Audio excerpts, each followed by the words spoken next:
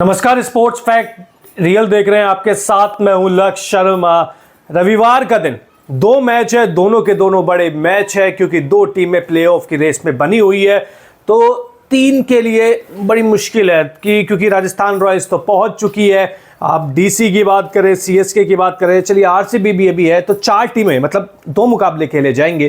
पहला मुकाबला दिन में 3:30 बजे खेला जाएगा, राजस्थान रॉयल्स वर्सेस सीएसके के बीच में। तो दूसरा मैच शाम 7:30 बजे खेला जाएगा, आरसीबी वर्सेस डीसी। तो इस रिपोर्ट में हम बात करेंगे किसकी, हम बात करेंगे ऋतुराज गायकवाड़ की सीएसके और राजस्थान रॉयल्स के कप्तान संजू सैमसन वाली टीम की।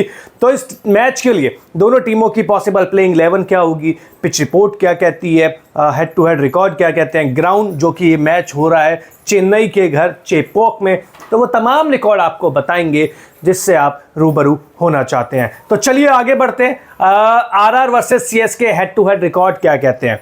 तो भैया रिकॉर्ड ये कहते हैं कि इन दोनों टीमों के बीच में कुल 28 मैच हुए हैं, जिसमें से 15 मैच जीती है सीएसके की टीम, 13 मैच जीती है कौन सी टीम, आरआर की टीम। तो यहां पर सीएसके को अपर हैंड है, यानी कि ज़्यादा एडवांटेज तो नहीं है, केवल 2 मैच का है। लेकिन इस साल राजस्थान रॉयल्स की टीम फॉर्म में है और अच्छा खेल रही है, तो चेन्नई को मुश्किल हो सकती है। और चेन्नई को अगर प्लेऑफ में पहुंचना है तो अपने सारे के सारे मैच जीतने ही होंगे। अब RR versus CSK head to head record in Chepauk के भी बात कर लेते हैं। तो देखिए यहां पर चेपॉक में चेन्नई का रिकॉर्ड तो शानदार होना ही है ना। 8 मैच खेले गए हैं इस ग्राउंड पर और 6 मैच जीते हैं सीएसके ने, यानी कि बहुत ज्यादा अंतर है, और 2 मैच आरआर ने, यानी कि 6-2 का अंतर बहुत बड़ा अंतर माना जाता है। और सीएसके अपने घर पर वैसे भी खतरनाक है। तो राजस्थान की रॉयल्स की टीम भले ही फॉर्म में हो, लेकिन उन्हें यह मैच जीतने के लिए काफी मेहनत करने की जरूरत पड़ेगी। अब हेड टू हेड रिकॉर्ड की बारी हो गई। अब अगर सीएसके की प्लेइंग 11 के बारे में बातचीत करें जो आरआर के खिलाफ उतर सकती है, तो वो क्या हो सकती है। तो देखिए ऋतुराज गायकवाड़ और रचिन रविंद्र ओपन कर सकते हैं। ऋतुराज गायकवाड़ तो देखिए फॉर्म में लगातार रन बना रहे हैं, शतक भी आ चुके हैं, 98 रन पे भी आउट हो चुके हैं, अर्धशतक लगातार हर मैच में लगा ही रहे हैं। रचिन रविंद्र पिछले मैच में आए थे और इससे पहले ड्रॉप कर दिए गए थे, लेकिन उनको क्यों लाया गया, क्योंकि अजिंक्य रहाणे की जो फॉर्म है वो बद से बदतर होती जा रही है और हो सकता है कि इस मैच के लिए उन्हें बाहर कर दिया जाए। ऋतुराज गायकवाड़ और रचिन रविंद्र ओपन करे। इसके बाद डैनियल मिचेल फॉर्म में है, पिछले मैच में भी अच्छी पारी खेली थी और हालांकि जीत नहीं दिला पाए थे, लेकिन अच्छी पारी जरूर खेली थी। शिवम दुबे, जब से T20 वर्ल्ड कप में इनका नाम आया है तब से 3 मैचों में 25 रन के करीब आए हैं, इनके 2 तो डक है। मोइन अली पिछले मैच में इन्होंने अच्छी बल्लेबाजी करी थी, मिचेल के साथ मिलकर अच्छी साझेदारी भी करी थी, लेकिन उसका ज़्यादा फायदा हुआ नहीं था। रविंद्र जडेजा, अब रविंद्र जडेजा गेंद से तो अच्छा प्रदर्शन कर रहे हैं, लेकिन बल्लेबाजी से वो उस तरीके का प्रदर्शन नहीं आ पाया जिससे वो तलवार चला सके। और अगर देखिए इम्पैक्ट प्लेयर के तौर पर अगर रहाणे नहीं खेल रहे हैं तो हो सकता है कि समीर रिजवी भी बीच में आ जाए। इसके बाद मिचेल सेंटनर, क्योंकि चेन्नई में मैच है, स्पिन को मदद मिल रही है, तो मिचेल सेंटनर जो है लेफ्ट आर्म स्पिनर, उनकी वापसी अच्छी गेंदबाजी करते हैं, बल्लेबाजी भी ठीक ठाक कर लेते हैं, लेकिन कंजूसी भरी गेंदबाजी करते हैं, पावर प्ले में भी गेंदबाजी कर लेते हैं। उसके बाद महेंद्र सिंह धोनी पिछले मैच में भी 3 छक्के लगाए थे। फैंस को एंटरटेन तो पूरा कर रहे हैं, लेकिन मेन काम जो इनका है चेन्नई को जीत दिलाना, शायद वो काफ़ी दूर है अभी इनसे। शार्दुल ठाकुर, तुषार देशपांडे और सिमरनजीत सिंह, तो ये हैं 3 तेज गेंदबाज जो संभालेंगे चेन्नई में बागडोर। दीपक चार पूरी तरीके से फिट नहीं है, पथिराना इंजरी की वजह से श्रीलंका लौट गए हैं और मुस्तफिजुर रहमान नेशनल ड्यूटीज़ की वजह से जिम्बाब्वे के खिलाफ खेल रहे हैं बांग्लादेश, तो उस वजह से चले गए हैं। तो ये है सीएसके की प्लेइंग 11। बल्लेबाजी अच्छी लग रही है, गेंदबाजी में दिक्कत है, गेंदबाजी काफ़ी वीक है इस साल और चोट ने भी तो परेशानियां बढ़ा दी है। अब सीएसके की प्लेइंग 11 के बारे में बातचीत कर ली, तो अब आरआर के बारे में भी बातचीत कर लेते हैं। यशस्वी जायसवाल और जॉस बटलर ओपन करते हुए दिखाई देंगे, इसमें कोई शक है ही नहीं। यशस्वी जायसवाल शानदार फॉर्म में जबरदस्त खेल रहे थे, लेकिन इस साल लगता है कि ग्रहण लग गया, केवल 1 शतक आया है, वो भी काफ़ी टाइम हो गया उसके बाद से, उससे पहले सूखा, उसके बाद सूखा।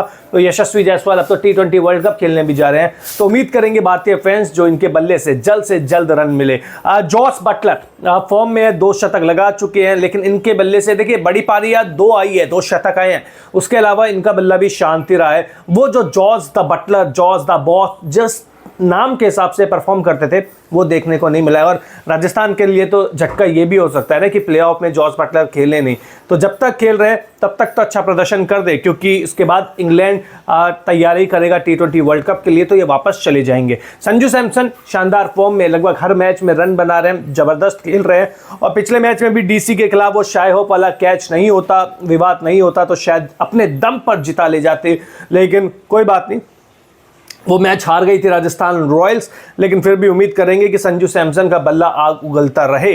इसके बाद रेयान पराग, अच्छी बल्लेबाजी, इनका अच्छा IPL गया है, 400 से ज़्यादा रन बना चुके हैं और बहुत अच्छा कंट्रोल रहा है बैटिंग में, स्ट्राइक रेट बहुत अच्छी रही है। तो रेयान पराग, शुभम दुबे ने पिछले मैच में संजू सैमसन के साथ मिलकर जो साझेदारी करी थी, एक समय ऐसा लग रहा था कि रेयान पराग आउट हो गए तो मैच जल्दी खत्म हो जाएगा, लेकिन इन्होंने मैच बनाए रखा, न केवल संजू सैमसन का साथ दिया बल्कि तेजी से रन भी बनाए। तो दोबारा शुभम दुबे को मौका मिल सकता है और थोड़ी बहुत गेंदबाजी में भी हाथ घुमा लेते हैं। डेवन फरेरा स्पिन गेंदबाजी कर लेते हैं और तेज तर्रार बल्लेबाज है। चेन्नई में इनकी गेंदबाजी थोड़ी सी काम आ सकती है, हाँ बल्लेबाजी में दिक्कत है क्योंकि स्पिन ज़्यादा अच्छा खेलते नहीं है। हेटमायर को पिछले मैच में नहीं खिलाया था, तो लगता नहीं आज भी खिलाएंगे। रोवेन पावेल अच्छी बल्लेबाजी करते हैं, अच्छे टच में है, लेकिन बड़ी पारी अब तक नहीं आ पाई है। जैसे हिटमैन ने 1-2 मैच में बड़ी पारी खेल के दिखाई थी, वैसी पारी तो नहीं आई है, DC के खिलाफ भी नहीं जिता पाए थे। आर अश्विन अपने घर पे खेलेंगे, यानी कि चेन्नई के हैं, चेन्नई में खेलेंगे, तो इनसे ज़्यादा बहुत ज़्यादा उम्मीद ही रहेगी, फॉर्म में है और हालांकि ज़्यादा ये रन नहीं देते लेकिन विकेट भी नहीं लेते हैं। ट्रेंट बोल्ट शुरुआत में अगर गेंद स्विंग करी तो ये CSK के बल्लेबाजों को वहीं पावर प्ले में ही धराशायी कर देंगे, तो उम्मीद कीजिए कि ट्रेंट बोल्ट की जो स्विंग है वो शुरुआत में ही काम कर जाए। आवेश खान रिजर्व खिलाड़ी के तौर पे वेस्ट इंडीज जा रहे हैं तो वर्ल्ड कप के लिए, तो इस साल प्रदर्शन तो अच्छा रहा है लेकिन इकोनॉमी बहुत ज़्यादा हाई है और डेथ बॉलिंग इनकी बिल्कुल ख़राब सी मान लीजिए। और युजवेंद्र चहल बहुत लंबे वक्त बाद T20 वर्ल्ड कप में इनका नाम आया है, खुश है। पिछला मैच 350 T20 विकेट ले चुके हैं भारत के पहले, तो उम्मीद करेंगे कि ये जो टीम है ये CSK को उसके घर में हरा दे, लगातार 2 मैच का जो हार का सिलसिला है वो राजस्थान रॉयल्स की टीम तोड़ दे। अब ओवरऑल अगर चेपोक और इन दोनों टीमों के बीच की बात करें कि रिकॉर्ड क्या कहते हैं, हेड टू हेड रिकॉर्ड क्या कहते हैं, तो देखिए ओवरऑल रिकॉर्ड कहते हैं कि 29 मैच हुए हैं, 15 चेन्नई जीती है, 14 जीती है राजस्थान रॉयल्स, ठीक है, इसमें तो 15-14। चिदंबरम स्टेडियम में 8 मैच हुए हैं, 6 मैच जीती है चेन्नई, 2 मैच जीती है राजस्थान रॉयल्स, यानी कि चिदंबरम स्टेडियम चेपॉक में तो चेन्नई का रिकॉर्ड बहुत अच्छा है। लेकिन अगर आखिर के 5 मैच देखें तो 5 में से केवल 1 मैच जीत पाई है CSK की और 4 मैच जीते हैं राजस्थान रॉयल्स ने। तो क्या 5 में से 4 मैच राजस्थान रॉयल्स जीती है, तो फॉर्म में भी है, तो इस मैच में भी पलड़ा क्या राजस्थान रॉयल्स का भारी है? कमेंट बॉक्स में बताते रहिए आप फटाफट। अब CSK versus RR important player कौन कौन से होते हैं, क्योंकि आपको फैंटेसी पॉइंट भी तो चाहिए ना भैया। तो देखिए सबसे पहले नाम है ऋतुराज गायकवाड़, जो आपको एवरेज पॉइंट देते हैं हर मैच में 65 के करीब। क्यों? क्योंकि 12 मैच में 541 रन बना चुके हैं, 541 याद कीजिएगा। संजू सैमसन आपको तकरीबन 68 पॉइंट दे देते हैं, क्योंकि 471 रन ये भी बना चुके हैं 11 मैचों में। रेयान पराग 60 पॉइंट फैंटेसी पॉइंट तो ये भी दे रहे हैं 436 रन के साथ, 10 मैच ही खेले इन्होंने तो। इसके बाद शिवम दुबे जो आपको एवरेज 50 पॉइंट दे जाते हैं और बीच बीच में मूड करता है तो गेंदबाजी भी कर लेते हैं। विकेट भी इनके खाते में 1 विकेट है शायद। 371 रन ये बल्ले से बना चुके हैं 12 मैचों में। और रविंद्र जडेजा जो आपको तकरीबन 50 पॉइंट ही देते हैं हर मैच में फैंटेसी पॉइंट, क्योंकि 220 रन इनके बल्ले से निकले हैं और 12 मैच में 8 विकेट भी ये ले चुके हैं। तो ये 5 खिलाड़ी ऋतुराज गायकवाड़, संजू सैमसन, रेयान पराग, शिवम दुबे और रविंद्र जडेजा, ये आपको इंपॉर्टेंट प्लेयर है जो आपको ऐसे इतने शानदार फैंटेसी पॉइंट देते हैं। तो इंपॉर्टेंट प्लेयर के बारे में बातचीत कर ली, अब चिदंबरम स्टेडियम की आईपीएल 2024 के रिकॉर्ड के बारे में भी तो बातचीत करना जरूरी है। तो आईपीएल 2024 में इस ग्राउंड पर कुल 6 मैच हुए हैं, जिसमें से 2 बार पहले बल्लेबाजी करने वाली टीम जीती है और 4 में बाद में बल्लेबाजी करने वाली टीम जीती है, यानी कि चेस करने वाली टीम को यहां पे फायदा रहा है। एवरेज पहली पारी का स्कोर 183 रन है और average second inning total 162 run है। हाईएस्ट स्कोर 213 रन जो लखनऊ ने चेस करते हुए बनाए थे, वो मार्कस स्टोइनिस का शतक, और लोएस्ट स्कोर हैदराबाद 134 रन। तो इस आंकड़े को भी देख लीजिए ध्यान से, चेस करने वाली टीम को फायदा रहता है यहां पर। और चेपॉक आईपीएल 2024 देख लीजिए। अब अगर टीम बनाएंगे, ड्रीम 11 टीम भी तो बनानी है ना, जीतना भी तो है, लेकिन अगर ये 5 खिलाड़ी अपनी टीम में नहीं लिए तो जीतना मुश्किल है मेरे भाई। 5 must pick for Chennai versus RR. अब ऋतुराज गायकवाड़, जैसा कि आपको बताया था कि 65 से ज्यादा पॉइंट देते हैं तो लेना पड़ेगा। जॉस बटलर को भी ले लीजिए, क्योंकि अगर पावर प्ले का इस्तेमाल अच्छे से इन्होंने कर लिया तो आपको वैसे ही पॉइंट दे जाएंगे। यशस्वी जायसवाल को भी मैं लूंगा, क्योंकि चेन्नई की जो तेज गेंदबाजी है वो इतनी अच्छी है नहीं, तो ये भी धुनाई बहुत कर सकते हैं उनकी। युजवेंद्र चहल चेन्नई के ग्राउंड पर बड़े इफेक्टिव साबित हो सकते हैं, स्पिन गेंदबाज, विकेट भी ले सकते हैं। और संजू सैमसन को तो आपको लेना ही लेना है। क्यों? क्योंकि शानदार फॉर्म में पिछले मैच में भी तो 86 रन बनाए थे।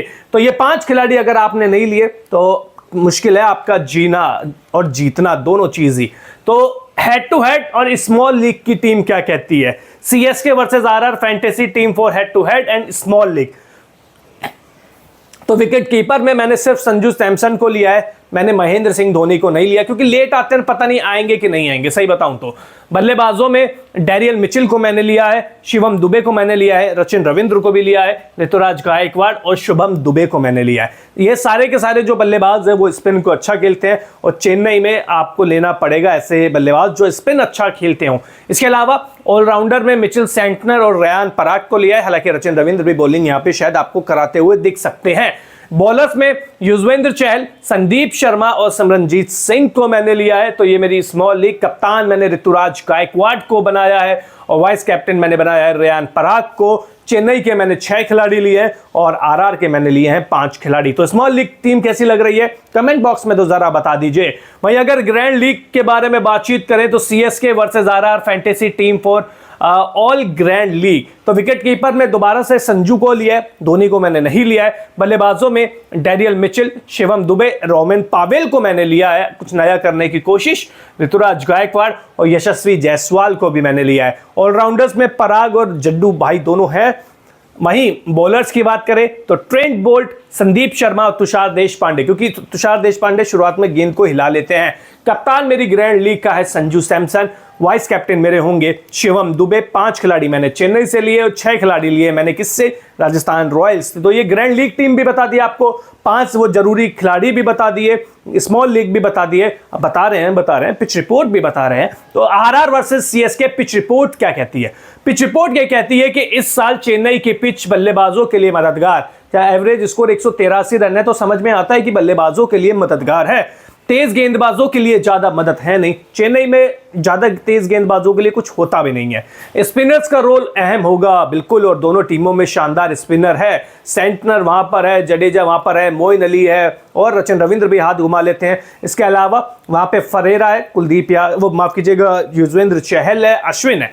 170-180 रन बनने की उम्मीद मैं कर रहा हूं और ओस नहीं पड़ी तो चेज नहीं होगा, क्योंकि धीमी पिच होती है, भले ही चेजिंग ग्राउंड रहा है लेकिन इसमें ओस का फैक्टर रहा है। अगर आज चेज होता है तो इसका मतलब ओस नहीं पड़ेगी। ओस के होते हुए तो यहां पर चेज करना बड़ा आसान हो जाता है।